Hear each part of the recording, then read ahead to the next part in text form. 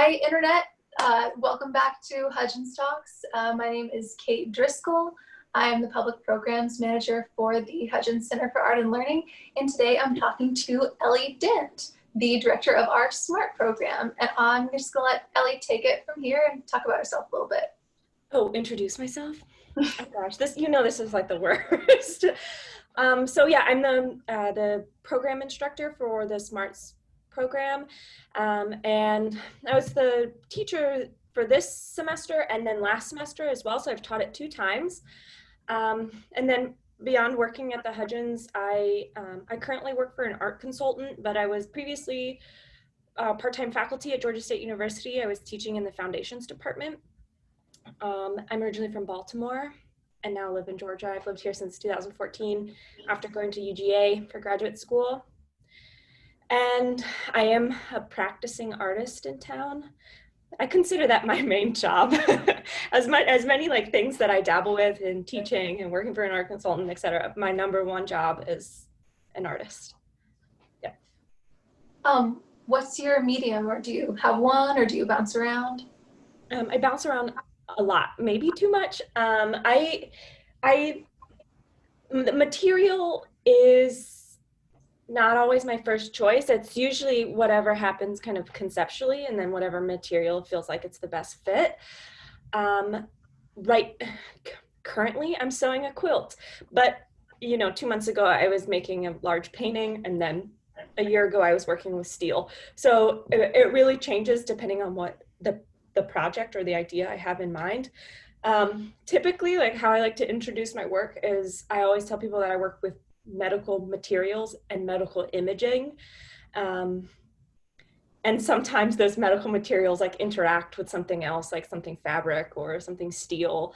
And then sometimes it's just like a traditional painting. So it's a little bit of everything. I'm a little scatterbrained, and I like to be I like to be a Renaissance woman. I like to know how to do everything, and I often get really bored. So it's like I do think something so many times that I'm like, all right, next material, and I'll try something new. You said a lot of your work focuses on like medical images. Mm-hmm. Yeah. How did you get into that? Sure. Well, the medical imagery has really been a huge process for me. I mean, it has happened since undergrad, which was like 2010. When I was a child, I learned how to draw from scientific illustrations. I was really interested in insects, and I used to trace them out of encyclopedias. I had all kinds of like indexes of books of bugs and creatures. And then as I got older, I became more interested in medical science. Mm-hmm. Not necessarily because I wanted to be a doctor or wanted to be in the medical field. I was just so fascinated by the human body. And now as an adult, I find that those images are like a test of my own empathy and compassion of like looking at another person's body in probably not the best state. But it's also a mode of like curiosity. Right now as you can probably, this is my home studio. I've got a lot of images of endoscopies on the wall or colonoscopies. So it's like using a medical device to non-invasively go through the body. And I find it this like, magical tour of the body where you get to see everything. And they're really like, when you look at the images, they are quite disgusting. But if you detach away from the fact that it's the human body, they're actually quite stunning. I mean, they look like planets. They look like other worlds. Mm-hmm. They look like fantasy lands. They don't always look like flesh and blood, Mm-hmm. Well, I saw them behind you on the wall, like when we first started Zooming. And my first thought was like, are the images like really close-ups of like the middle of flowers? Is it sea anemones? And then when you said medical imagery, I looked behind you and I was like, I wonder if that's like a throat or something. It totally is. It is. I mean, it's funny too, because a lot of times when I'm painting from these imageries, I find all these images online, FYI. This is all open source, which is really odd. But you look at them and they might be like have a beautiful form and incredible shapes, and they like, like the entrance into the stomach may have this like kind of flap that opens and closes. I mean, it's gorgeous. But then I oftentimes like exaggerate the color where maybe it's a little bit more green or a little bit more like hot pink than it typically is. So sometimes there's a little bit of like fantasy on my part where I make executive decisions to make them more beautiful or less beautiful, depending on what the image looks like. That's so interesting. So, and that makes so much sense. Wow, how you were describing them as you seeing them as like these otherworldly, fantastical images. Because you're right. I'm looking at the images behind you, and they do have this otherworldly like beauty to them. Yeah, they're. I find myself really intrigued by the inside of the body because all of us, everybody on this earth walks around with pretty much the same anatomy. And I carry around this body with me at all times, every day. I take care of it. But oftentimes I don't think about anything that happens below skin.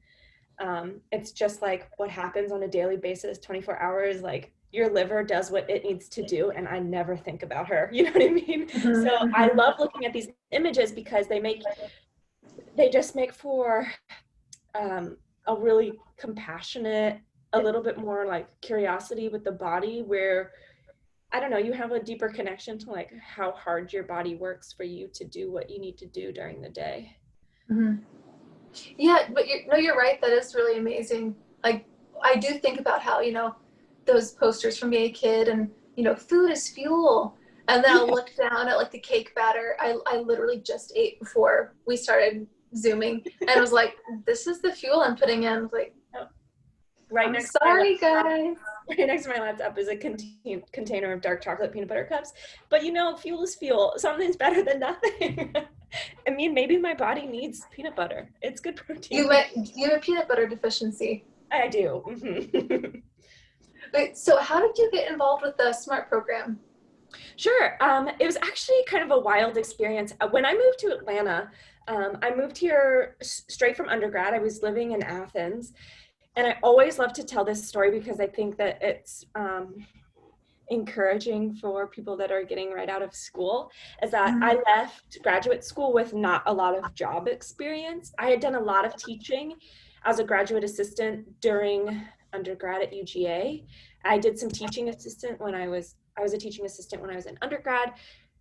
And then other than that, like I had some retail jobs and I didn't have a whole lot of like real world experience. So when I left graduate school in 2014, I probably applied to over 70, 80 jobs. And I ended up getting a job at Trader Joe's, the grocery store, which I still love and is one of my favorite places. And once I kind of gained a little bit of a savings account, I moved over to Atlanta, which is exactly where I needed to be. It just financially didn't work the way that I wanted to right when I graduated. So I ended up, right when I was getting to Atlanta, I transferred to another Trader Joe's and I ended up getting the job at Georgia State, which was amazing and great. I took it. I got out of the grocery store world. 3 cheers for everybody that works at a grocery store, but it wasn't for me. So I ended up teaching, and then because I was still so heavily connected with people that were in Athens, somebody actually sent me the job description for the Hudgens SMART program and said, this sounds exactly like you. And I was like, yes, it does. So I applied, and yeah, I was really thrilled to get the job, and I did it in 2018-19, and then I did it 19-20, and then I'm going to do it again in the fall too with a new batch of students. So. That's awesome. And for those of you who don't know Ellie, all of us at Hudgens really have loved having her doing the SMART program. And the kids, well, I say kids, they're not that much younger than us, but the young people sound even older. The young people involved, no, they really like Ellie a lot too. Like you can tell that they get a lot out of the interaction they have with you. Yeah, I hope so. I mean, they bring me a ton of joy. I think working with young people makes me very energized. Not saying that I'm really not that much older than them, and I'm also, it's not like I'm like dragging my feet, but I feel like they just have an energy that I kind of have to keep up with them and they don't have to keep up with me. And I learn so much from them. These students are honors students from Gwinnett County. And when I first got to know my first batch of students, I was a little blown away by how talented they were. They all came into my class with an immense amount of skill. So I planned the class where I was going to go over like basic drawing skills. And then I realized right away that they did not need me to tell them how to draw a cube or to tell them like light and shade and value. And I mean, we did a lot of color, but I didn't need to teach them a lot of drawing. And that was the thing that I was, a little blown away by. And now this time around with these students, I realize that as much as I am this instructor, I let them tell me what they need out of the class. What do you need from me? And a lot of students say, I need help building a portfolio for college. That is like the number one recommendation that they have for me.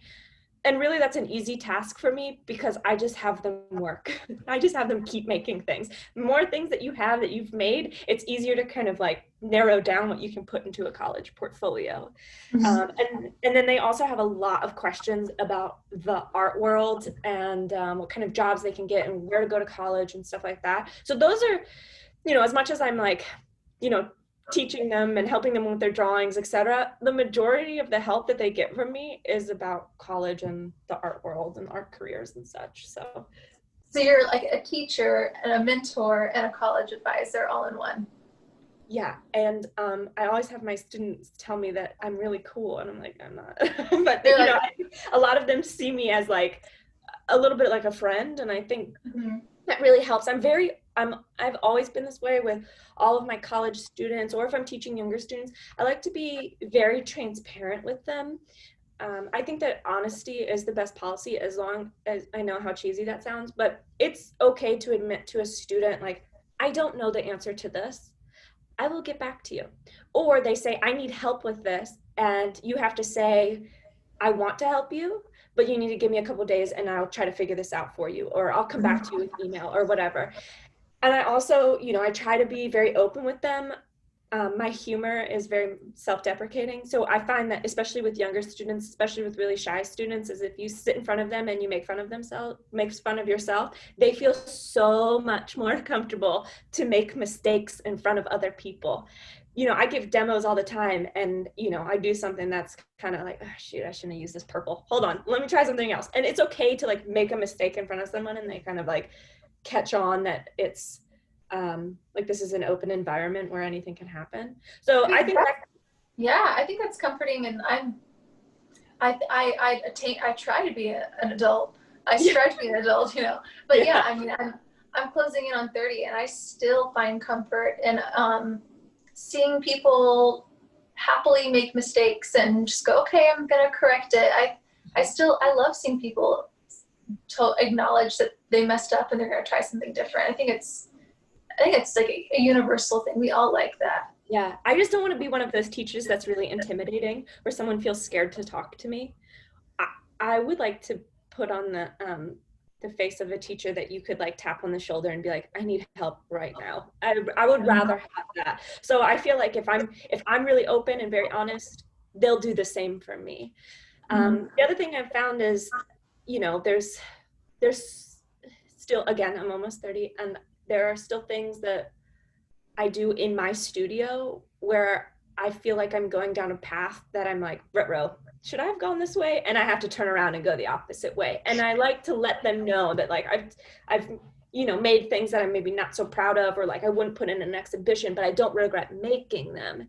And I'm not afraid to take a risk, because that risk, it could either go either way. It could be the best thing I've ever made, or it could be like, yeah, this is a total dud, but at least I did it, right? Now I know I probably shouldn't do that again, Right. Well, and the bravery to put yourself out there and make a dud. Yeah. I think, not just artists, but, writers, nurses, whoever. I think we all have that thing like, ooh, I don't want to make a mistake. That's why you hear people so often say kids are the best learners, is because they're a little less hesitant to mess up. Like if you have an elementary schooler, they will mess up again and again and again, and they'll pick it up. Yeah. Whereas adults are it's a little harder for us to admit that we're wrong. Yeah, yeah. And especially what I've found with working with younger students, when I was teaching at Georgia State, I was still teaching a lot of freshmen, sophomore, because they were foundations level classes. And I had quite a few dual enrollment high school students in my classes as well. So what I found is that they're all petrified to make in front of other people. And of course there's like a couple of students that are just like whatever and don't care that there's other people looking and watching and like seeing them draw. But for the majority of the students, they all look at each other as peers, and it's a little intimidating because we all put our drawings on the wall and no one wants to assign a name to any of their drawings. So that's why I like to right away just break down all of those barriers and just make, I like to say that I'm going to make a lot of bad drawings until I make a good drawing, and I'm going to show you all of my bad drawings. And even when I make a bad drawing, my students are like, no, it's still pretty good. Like, it looks pretty all right over here. I'm like, see, there are things that are good about certain parts of these drawings, and it might not be like 100% great, but it's 25% great. So find what you did really well, put it into the next drawing. There's ways to constantly improve yourself. I mean, working in the arts and being an artist, whether that's visual or music or writing, etc., it's a really vulnerable experience to be an artist, because you make something, and typically people make without an audience, they make by themselves, and then you have to present it to the world, and there's so many eyes looking at you, there's so much criticism.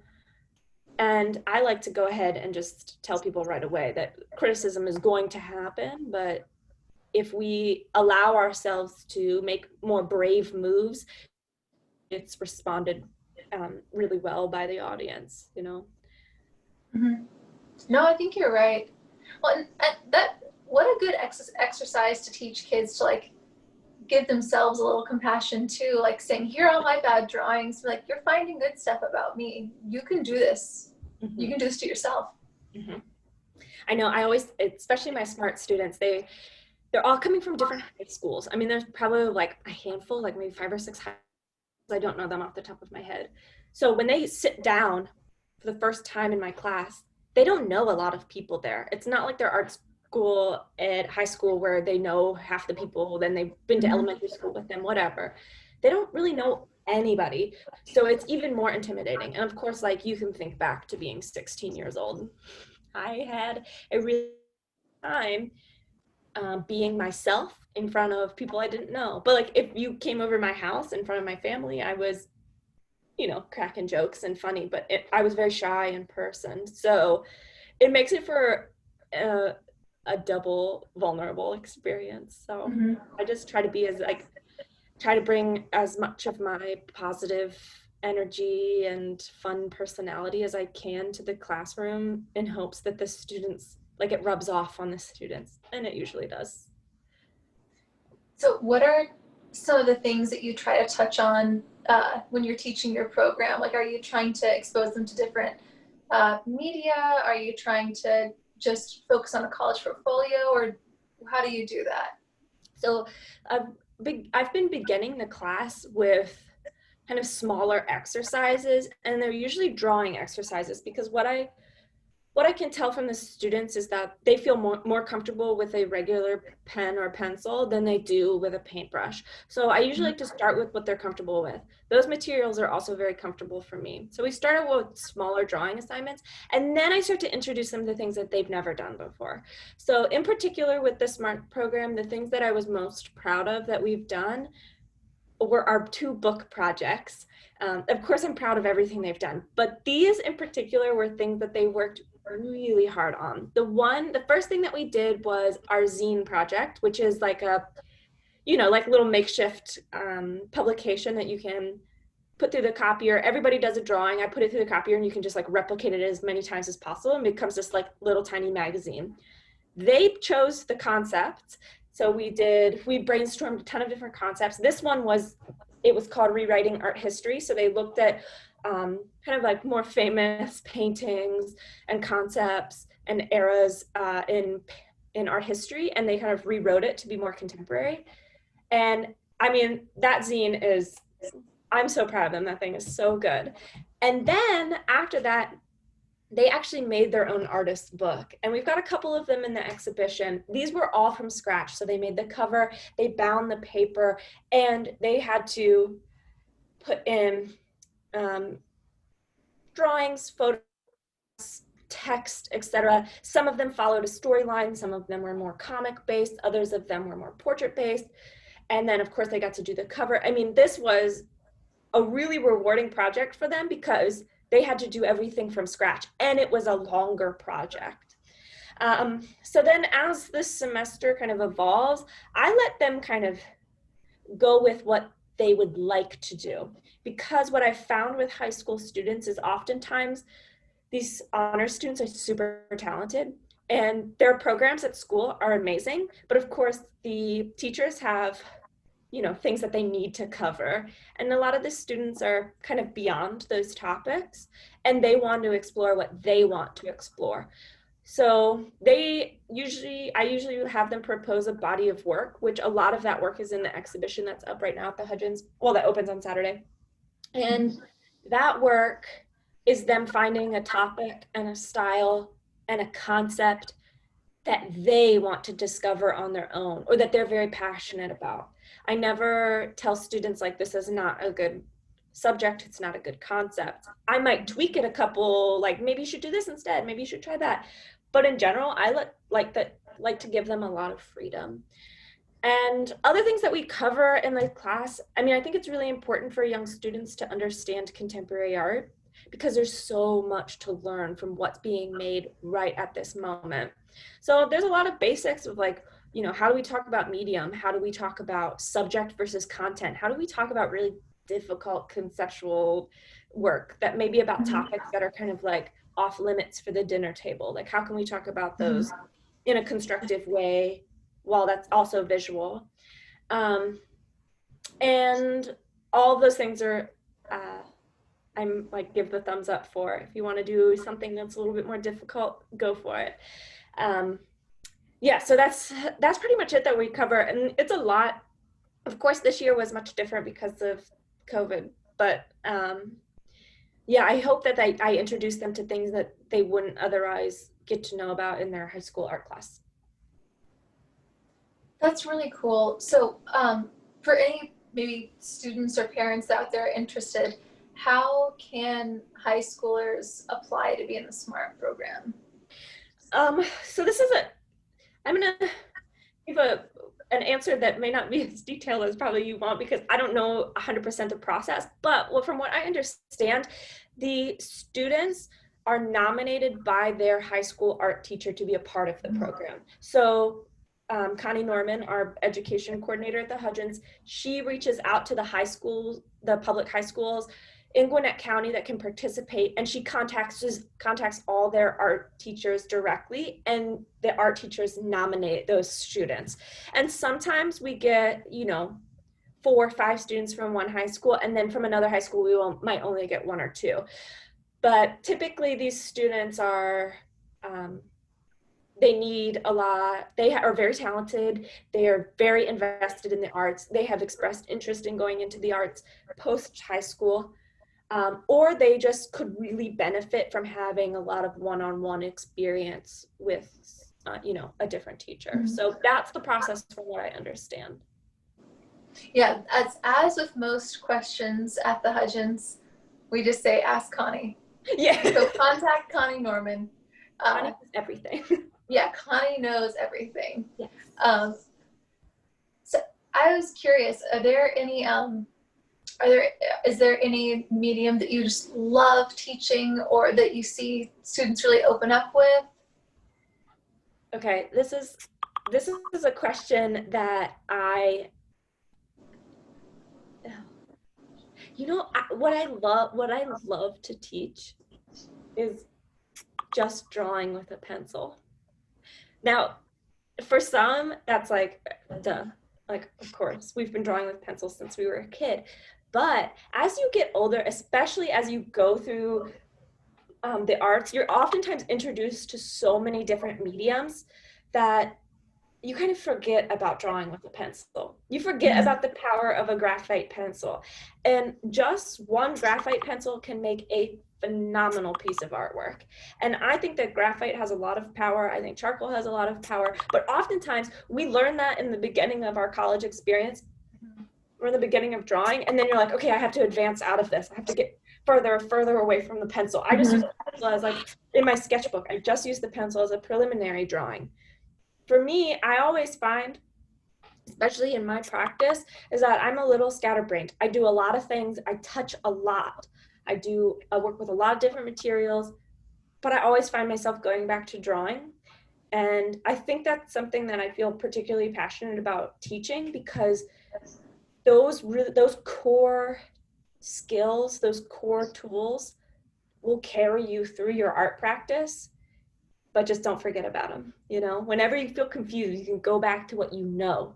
And there were a lot of times in graduate school and since in the last couple of years where I'm like, what am I doing in here? I'm like working on a bunch of things that aren't going well. And I maybe just scrap everything and I just take out a pencil. And it's like a refresh button. So that's what I love teaching the most, is like what the power of drawing can do and what one simple graphite pencil can do for you, whether it's like an actual piece of work or it's just like brainstorming again through only one tool. Yeah. What are things that what are things you would like people to think about or hopefully see in the work when they come to see the Passages Smart Show? Oh gosh. I think right away, the thing that everybody should know is that these students are like 16, 17 years old, and they're incredibly talented. They're young, but they're very dedicated.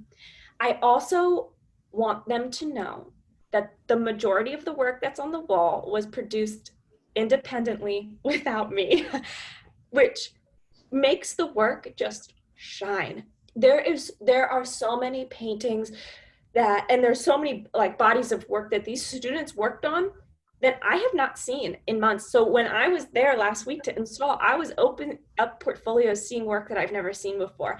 And I think that, you know, maybe somebody walking in to see the exhibition wouldn't know these things, but I am particularly proud of them for continuing to practice and dedicating themselves to a program that they couldn't physically attend for the last 2 months of their program. So I hope that people realize that these students are like, they will be the next up and coming artists. They will, you know, go on to do really great things. So, you know, you can tell how enthusiastic you are about your job, just the way you talk about the students and the work.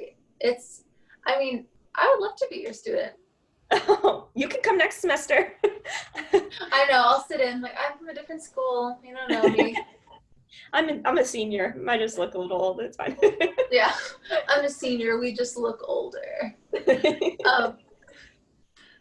So, do you have any past students who have gone on to go to school for art from the past couple? So, I do. I have, well, as far as like smart students, yes, I do. And I'm so proud of them. I do have some GSU students that came into my class freshman year that weren't art majors and then went on to go into the arts, which was like very gratifying for me. But as far as my smart students, yes, I am particularly proud of one of my students from last semester who, after being in my class, decided that he wanted to go to Georgia State as well. I wrote him a recommendation letter. He applied, he got in. It was like a lot of congratulations via email. And then he recently told me that he's going to take a gap year because of COVID. But then I just submitted another recommendation letter so that he can go back in for 2021. And he's going into the art department. And that was it was such a gratifying moment for me. It's not that I want all of my students to like follow the same path that I did. You know, not all of them have to go to GSU or like, you know, go to a fancy art school or go into the painting and drawing program like I did. I just like to see that students want to pursue higher education and want to continue to challenge and learn. It's gratifying for me to know that he asked me to write the recommendation letter. Like he thought highly of me enough to write it. And of course, like I was like tearing up while I was writing it, because it's always like, it's always a strange moment to think about past students and how much they've had an impact on you as the teacher, which you always think like as a teacher, like we would be the ones impacting the students, when really the students do a lot for me too. So it's always a gratifying moment. I'm very proud of him, and I tell all of my students every year, every semester, use me as a reference. I would love to write you a college recommendation. I want to hear you succeed, because for me, I have professors from undergrad that I still keep in contact with, and they are very proud of me for what I've done in the last 10 years since I've seen them, so it's been that relationship for me of like mentor mentee has been super impactful in my life, and I hope to do that for somebody else. Oh, that's really, I know. well, you've inspired me. I'm not kidding. I know, it's been, I love teaching. It's a lot of work. I think recently people have started to understand how much work goes in teaching. I'm a part-time teaching with the Hudgens, but of course, like with COVID, we've really put a lot of value on teaching, because the teacher's role has changed drastically, and how we accommodate them has kind of flipped upside its head. And I think that oftentimes people think that teaching is a very easy profession. Oh, you just go into the classroom, you tell them what you know, and then that's it. And then they either absorb it or they don't. And for me, I'm like, I spend so much time making sure that I can prepare myself to make sure that these students get the most out of this as possible.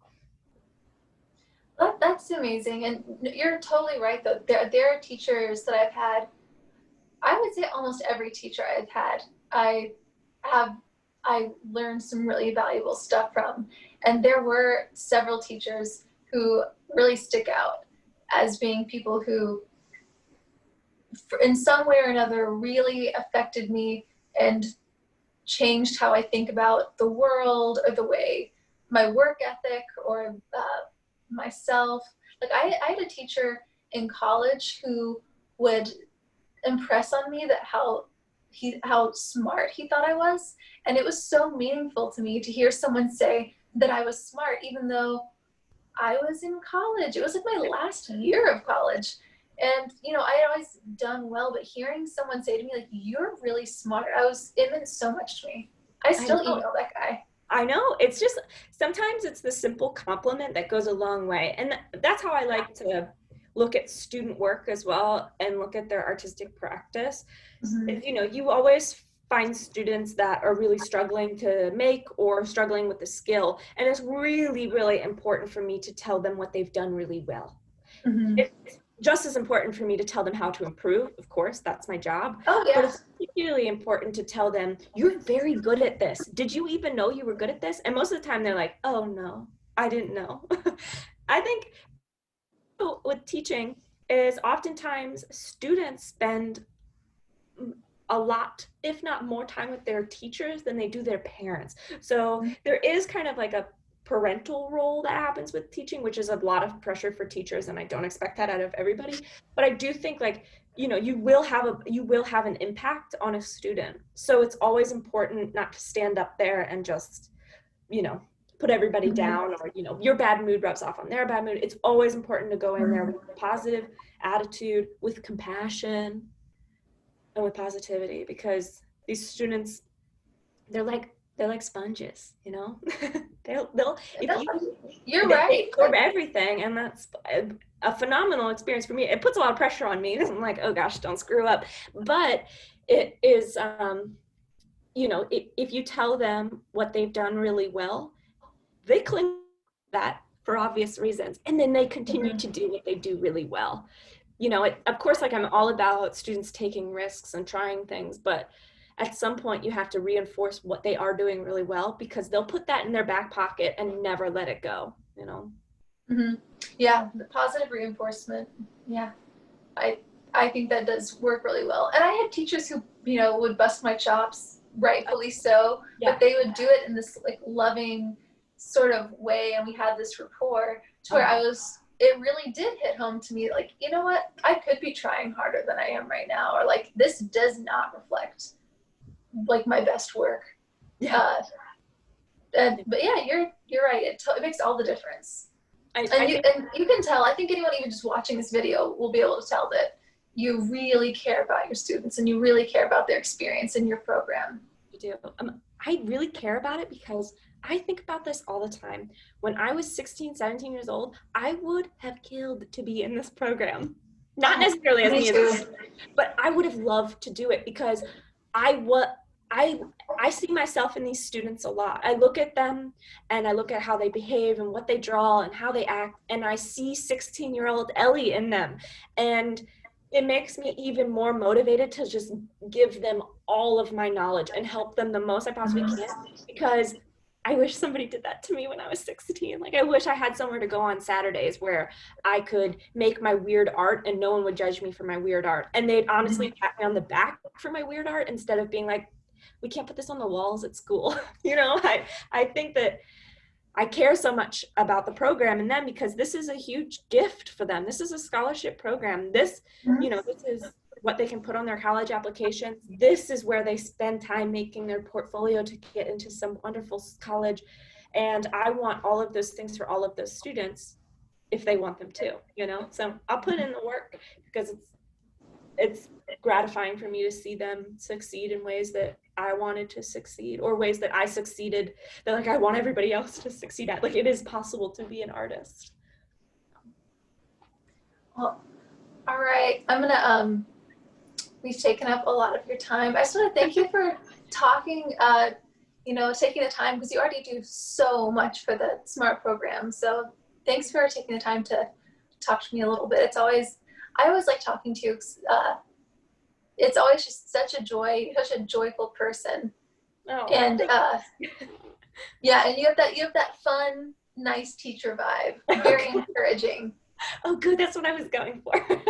Well, of course, I thank you for letting me do this. This is fun. Any chance that I get to talk about like why I teach and how I teach and why I teach the way that I do is really important.